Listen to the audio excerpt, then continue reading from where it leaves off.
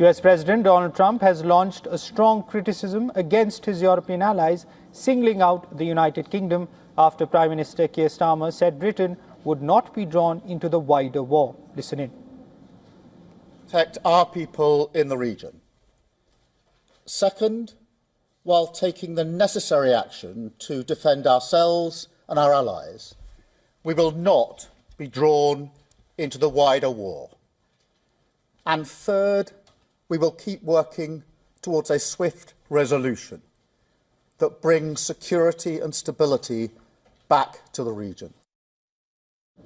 Starmer's remarks come as European countries rule out sending warships to the Strait of Hormuz, despite Trump's call for allies to help secure the vital oil shipping channel.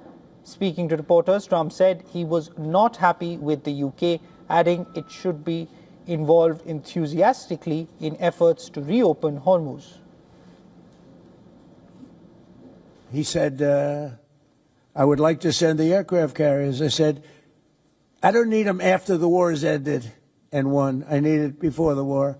So I was very upset with, not upset, I was not happy with the UK.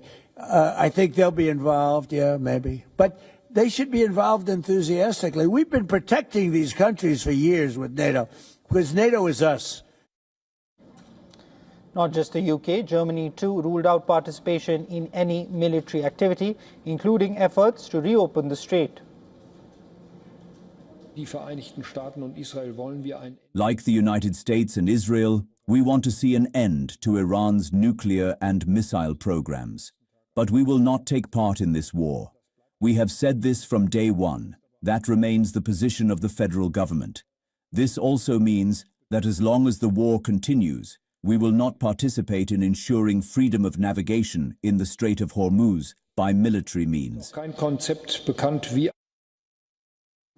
Trump had earlier called on China, France, Japan, South Korea and others to send warships to the strait. In an interview with the Financial Times, Trump warned that it will be very bad for the future of NATO if countries fail to police the strait. They should be thanking me, because many of them get 90%. China, as an example, should be thanking us, but I don't expect to thank you. However, as Europe rebuffs Donald Trump's call for support in the Strait of Hormuz, Finland's President Alexander Stubb has emerged as an outlier. In an interview to Bloomberg Television, Stubb said NATO allies should take Trump at his word on efforts to secure the strait, as the future of the alliance remains on the line.